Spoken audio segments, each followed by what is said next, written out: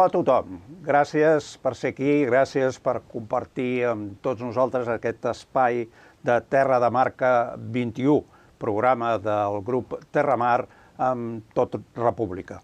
En el programa d'avui parlarem de l'escola i del sistema educatiu. A Catalunya, com molt bé sabeu, és un sistema basat en la immersió lingüística. La realitat actual ens ha demostrat, però, que són ben pocs els centres que realment apliquen un sistema d'immersió. Les xifres ens acaben dient que, en realitat, a Catalunya tenim una doble línia educativa. La primera, en les zones amb majoria de població castellanoparlant, on s'aplica un sistema d'educació trilingüe amb predomini del castellà oral i el català escrit. Una segona, on hi ha els centres de zona amb majoria o lleu minoria catalanoparlant, on hi ha un sistema d'educació trilingüe amb un cert predomini del català. La sentència que ha d'arribar aviat del Tribunal Constitucional i que es preveu contrària al model d'escola catalana, és a dir, al model d'immersió lingüística, no augura un millor futur pel català a l'escola. Això ha fet que des de fa temps hagi sorgit el debat de si no seria preferible un sistema de doble xarxa. Avui en parlarem amb l'Eneko Bidegain Aire. Benvingut, Eneko. L'Eneko Bidegain Aire és escriptor i periodista, és nascut a Baiona, a Iparralde. Cal dir que ha vingut expressament, no pel programa, per un acte que tenim aquí a Vilafranca del Penedès, però que hem aprofitat per fer-li aquesta entrevista. Ell és coordinador del màster en dinamització de la cultura basca a la Mondragón Universitatea. Ha treballat com a periodista, entre altres, a la revista Ekaitza, al diari Berria i a Euskaldonon a Egunkaria. Ha publicat diversos llibres d'assaig, de novel·la i literatura infantil. I tal com us deia, el tenim avui aquí a Vilafranca perquè el 29 de gener ha participat en l'acte Català a l'escola, immersió doble xarxa, que ha estat organitzat per la Marxa de Torxes amb la col·laboració de Tot República. Ha compartit debat amb Júlia Ojeda i amb Pere Mayans. Volem parlar amb l'Eneko del sistema educatiu a Euskadi, un sistema compost de 3 xarxes. Abans, però, coneixerem una mica qui és l'Eneko i quina és realment la seva feina. L'Eneko és d'Iparralde, per tant, és una persona que té com a llengua primera, com a llengua inicial, l'èuscar, domina una miqueta, no gaire, diu ell, l'espanyol, coneix també el francès, perquè és d'Iparralde, i no coneix el català. Per tant, nosaltres intentarem fer-li aquestes preguntes en castellà perquè ell ens les pugui respondre, que evidentment les haurà de respondre en castellà, que no és tampoc la seva llengua. Es un poco una paradoja, ¿no? Que nos hagamos entender en una lengua que no es ni la tuya ni la mía, ¿no? Sí. Bien, tú de hecho eres periodista, tu trabajo es de periodista, pero también escritor. Más o menos es el 50% o tu trabajo es más periodístico.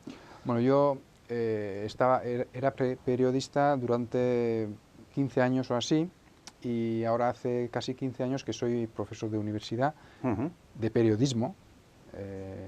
Soy profesor de periodismo en la Universidad de Mondragón. Y lo de escritor es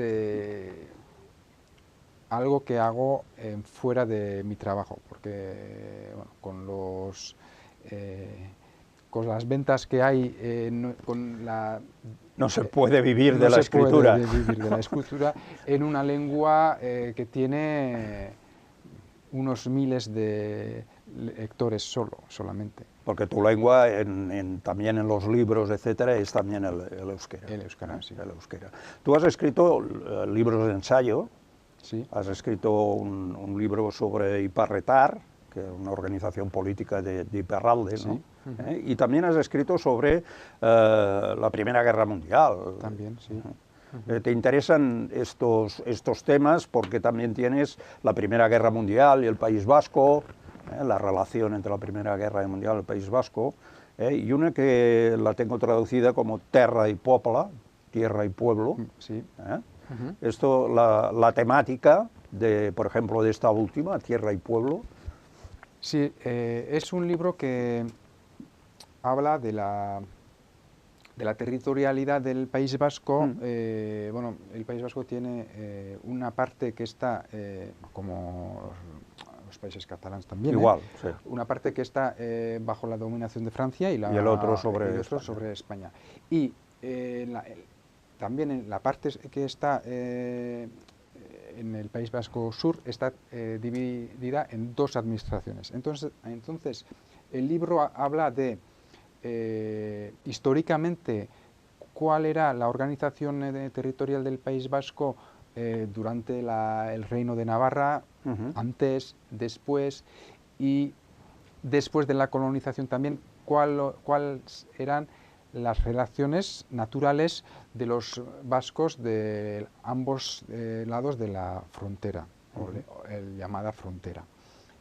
Y luego en la segunda parte hago un análisis de la situación actual, porque desde hace 25 años ahora la organización administrativa del País Vasco, sobre todo el liderazgo de la comunidad autónoma vasca, ha hecho que estamos olvidando un poco la unidad territorial del País Vasco, y en esa parte la Navarra y el País Vasco Norte están marginalizadas, más o menos. Entonces hago un análisis de esa división, de esa marginalización en varios aspectos, que sea en periodismo, estadísticas, organización del deporte, de la cultura, de la economía, de diferentes sectores, etcétera. Diferentes ámbitos. Y la tercera parte es sobre propuestas, cómo hacer para garantizar una mejor coordinación entre toda la territorialidad del País Vasco. En Iparralde, ¿cuál es la situación del euskera, de la cultura vasca? En Iparralde el euskera no tiene ninguna oficialidad, es una lengua, un idioma que ha sido menospreciado un montón y limitado esencialmente al ámbito familiar. Entonces hay escuelas en euskera, pero no, con mucha precariedad. Entonces los últimos datos sociolingüísticos son bastante negativos. Ahora que la población más vieja está yendo, la población más joven no sabe euskera. Antes era más o menos, mucho antes, hace 100 años, casi todo el mundo hablaba el euskera. Luego hace 20, 30 años había bajado mucho, pero ahora creo que son 20% de la población que habla euskera, y los jóvenes, y en la parte urbana los datos son mucho más peores. También has publicado novelas, novelas, también literatura infantil, ¿no? Una creo que es la más reciente, una que tiene por título Vista Eder. ¿Qué significa Vista Eder? Vista Eder es vistas bonitas o vista bonita. Ajá. Vista, en Iparralde hay muchas casas, muchos... no se escribe así en euskera, con CH. Se escribe con S o con X, ¿vale? Pero los franceses no saben leer la ortografía vasca, y entonces escriben para los franceses con CH, que es el sonido sh, en francés es CH, con CH. Y bueno, eso significa que ¿cuál es el trato que da el francés al euskera? Toleran un poquito solo y siempre negando el carácter de lengua escrita. Sí.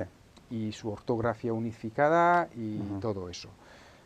Bueno, es un libro sobre un tema de operación turística de lujo y, bueno, y con mucha corrupción, me imagino. Hay corrupción y hay luchas y hay un periodista que... He leído, porque el libro no lo he leído, pero he leído que habla también de las guerras mundiales, de la guerra civil en España, de la de Argelia, en la cual estuvo muy involucrada Francia, ¿no? Sí, porque el libro narra la historia de una casa muy elegante que estaba vacía desde 30 años, es ficción, y narra 100 años de historia de esta casa. Entonces empezamos durante la Primera Guerra Mundial, donde el dueño de esa casa murió en la guerra, pero siendo... Claro, es un recorrido por las diferentes épocas, ¿no? Y luego cada generación hizo... Había aparte una guerra, no hay solo las guerras, pero las guerras en Iparralde han sido muy importantes. En Hegoalde la guerra importante era el del 36, ¿no? Pero en Iparralde la influencia de la Primera Guerra Mundial fue trágica, muy importante, demográficamente, pero políticamente también. La Segunda Guerra Mundial menos, pero tenía bastante impacto con lo de colaboración con los nazis o la resistencia, y la Guerra de Argelia, que un poco era otro evento muy importante en la cual los jóvenes de Iparralde que han hecho guerra con Francia o en la armada o en el ejército de Francia se han vinculado mucho más con el proyecto francés, Claro. han negado el carácter vasco o la identidad vasca. Hablo de eso y de otras cosas, pero... Y del mundo de Twitter, creo, también. Aparece mucho Twitter. Twitter además. aparece un poco, sí, porque cuando estaba escribiendo el libro, Twitter no era lo que es ahora. Bueno, estaba bastante mal, pero bueno, había muchos debates en Twitter, bastantes debates tóxicos también, y bueno, quería hablar un poco de eso, porque el protagonista es un periodista y entonces el periodismo estaba muy vinculado al Twitter y a las redes sociales, y bueno, quería hablar de eso también. Vamos a hablar, si te parece, ahora por lo que tú, digamos, te has desplazado desde Iparralde hasta Vilafranca para hablar un poco del sistema educativo en Euskadi. Hablemos, si quieres, del sistema educativo en Euskal Herria, que es la nación completa. Evidentemente es muy diferente el de Iparralde que el de Euskadi Sur o el de Navarra, ¿no? Pero apúntanos 4 detalles. Bueno, la situación del euskera, la situación legal del euskera es diferente en Iparralde, en Navarra y en la Comunidad Autónoma Vasca. Y en Navarra mismo hay dos situaciones, 2/3 del territorio. Esta imagen, perdona, esta imagen que estamos viendo ahora, de hecho, esta pertenecería a la Comunidad Autónoma Vasca, la que está en el Estado español, que son las tres líneas o modelos, ¿no? Entonces, pero tú decías de Navarra. Sí, bueno, lo que es, según la situación del euskera o la oficialidad del euskera, los 3 modelos tienen cada uno más importancia o menos. Pero ¿cuáles son los 3 modelos? Hay el modelo, hay un cuarto modelo también, que voy a hablar. Sí. Hay el modelo que se llama de inmersión o D, que es en euskera no la totalidad, pero la parte más importante está en euskera, pero se aprende castellano también, o francés en Iparralde. Luego hay el modelo B o el bilingüe, que el euskera y el francés o el español están más o menos a 50%, más o menos. 50% más o menos.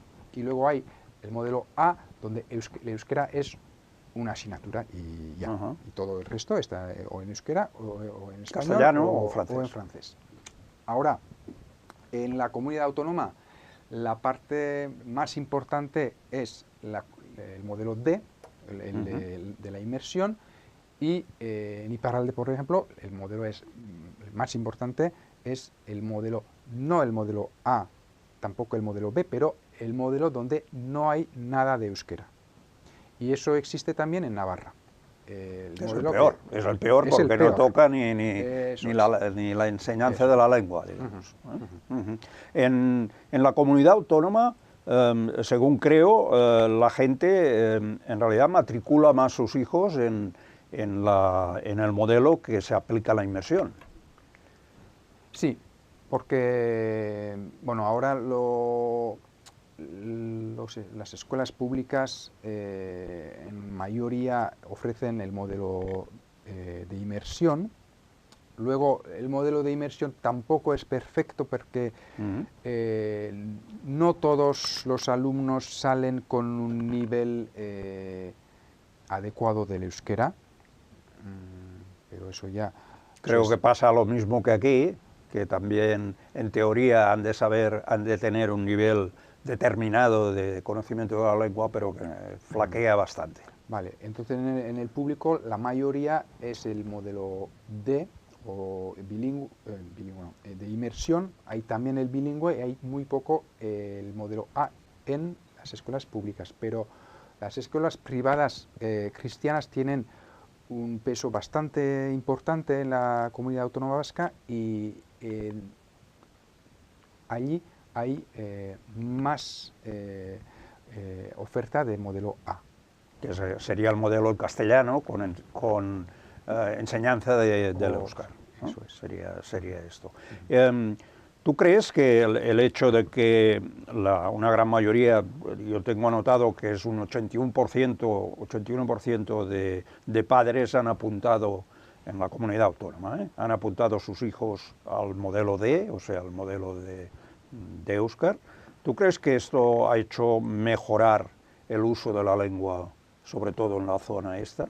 Lo que pasa es que el problema es que la estrategia lingüística en el País Vasco en el 90% ha sido poner toda la fuerza en la educación, pensando que bueno, ahora vamos a enseñar el euskera a todos los alumnos y que sea B o D, y allí se habrá solucionado todo. Se va a solucionar. ¿Qué pasa? En las ciudades, en los pequeños pueblos, bueno, no es igual, pero en las grandes ciudades, ¿qué pasa? Es que la sociedad en gran mayoría funciona en castellano. Para el trabajo, el euskera, salvo en trabajos donde el euskera es importante, en la gran mayoría del sector económico, el funcionamiento está en castellano. Entonces, ¿qué ve un alumno que no habla euskera en casa, que no habla euskera en el deporte o en la calle, o no ve euskera en el Netflix o así, o en YouTube? ¿Qué pasa? Pero yo, ¿por qué me estoy aprendiendo una lengua que la sociedad no utiliza? Entonces, ahora el reto es que el euskera sea una lengua de sociedad, de ocio y de trabajo. Porque si no, todo ese esfuerzo que se hace en la educación se puede volver en contra del euskera. Estamos en esa situación crítica ahora mismo. De hecho, la situación no es exactamente la misma que aquí en Cataluña, pero es parecida, porque aquí cada vez hay más gente que está en condiciones de hablar el catalán, de escribir el catalán, es decir, que lo han aprendido, más o menos dificultades, pero lo han aprendido, y en cambio el uso de la lengua, lo que tú decías, el uso de la lengua, en lugar de aumentar, va bajando. Es un poco una situación diferente, pero similar en algunos aspectos. Sí, el uso de la lengua es un problema que nos inquieta bastante, pero la explicación, hay una explicación una doble explicación. Una es estadística. Si hay 20% de las personas que hablan euskera, no pueden comunicar en euskera con los 80% que hay. Entonces, si, por ejemplo, en una familia hay en un matrimonio uno o una que habla euskera y el otro no, o la otra no, en esa familia la lengua vehicular será castellano o francés. Eso es, entonces hay cálculos que hacen que, bueno, para el nivel o la cantidad de personas que habla euskera, el uso no es tan bajo, pero es muy bajo. El segundo problema es que para comunicar diariamente en todas las partes en euskera, naturalmente, hay que tener una fluidez, un nivel muy correcto. Y el nivel con el que salen de la escuela, a veces o muchas veces, no es bastante alto para que estos jóvenes pueden hablar tranquilamente o naturalmente en euskera. Entonces, una vez terminan los estudios y si no tienen más contacto con el mundo del euskera, bueno, eso se ve en el uso. Mundo del ocio, digamos, películas de televisión, etcétera, el euskera está bastante presente, ¿o no? La televisión supongo que sí, al menos en la pública, ¿no? Sí, lo que pasa es que hay un cambio muy importante en los últimos años. Hay una cadena, hay televisiones en euskera, la pública y luego los locales también, pero hace 30 años no había casi competencia en el nivel de la televisión, solo había igual 2 o 3 canales en español o en francés y punto. Pero ahora canales hay claro, decenas y decenas de canales, hay plataformas de streaming que están muy a la moda, entonces ya las herramientas que teníamos hace 30 años o hace 40 años ya no valen para la actualidad. O eso es. Pues Eneko, muchas gracias, lo tenemos que dejar aquí por cuestión del tiempo. Muchas gracias por haber venido desde Iparralde hasta aquí para este acto de Tot República, en que hemos hablado de la inmersión y precisamente en catalán la doble xarxa, y te agradecemos mucho que hayas estado aquí.